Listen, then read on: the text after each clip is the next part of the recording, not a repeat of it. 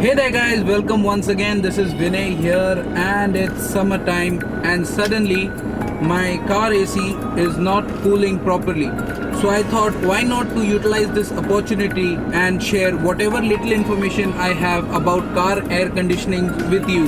So here's a quick diagram to explain how a manual car AC works. So guys, as I have mentioned earlier that this is just a overview of the entire system and I won't be diving into too much of details. So let's get started. First up is the compressor, this little guy right here. This is usually driven by a belt which is connected to your engine. So as soon as you push on to that AC button, an electromagnetic clutch, which is this one, gets activated and this pushes against this, which in turn pushes the pistons inside it, and as a result it starts sucking in air. From the compressor flowing down you have the cooling coil. Its job is to cool down air. This is regulated by the thermostat valve or the expansion valve as it is called. Then it is flown down to the metering orifice. We'll come to this in a bit. Moving on, we have the high pressure valve. These two guys are used to check the leakages of the gas that flows in the entire system. Next in the line is the dryer. Its job is to separate moisture from the air, because if there is a lot of moisture in the air, the cooling won't be optimal. Moving on from the dryer comes the condenser or vice versa.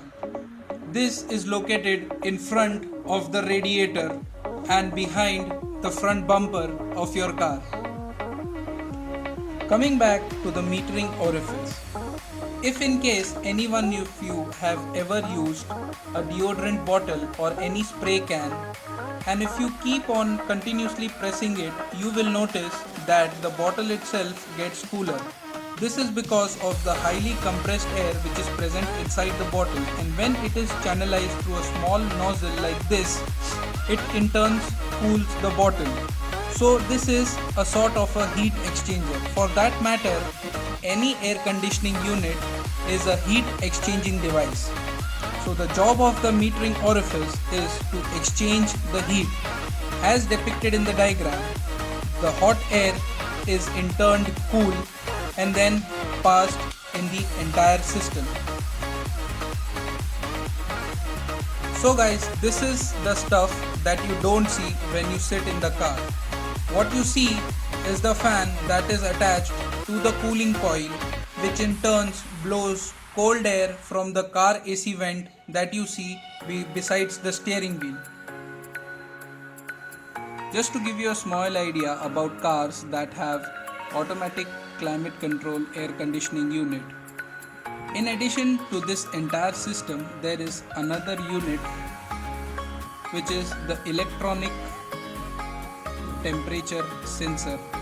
What this does is that this senses the temperature inside the cabin of the car and as well as outside, and according to it optimizes the temperature of the cooling coil.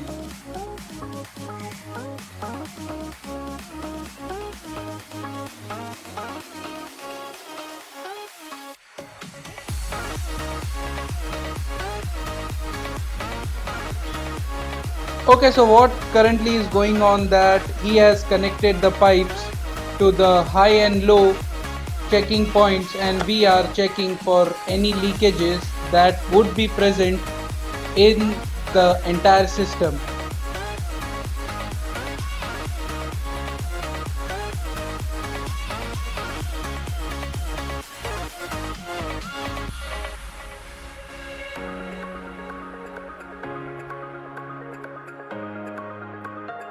As you can see, in the morning it was showing somewhere around 24 degrees and currently it is showing 12.1 and it is dropping.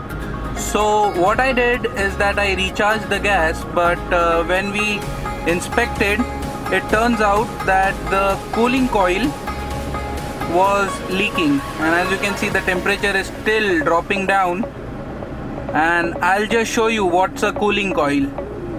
This is the cooling coil which was leaking, and as you can see the reason why. This is all bent from here. I don't know whether it's visible in the camera or no, but it is slightly bent. So what happens is that the gas tends to escape from such pores, and as the reason there is low cooling.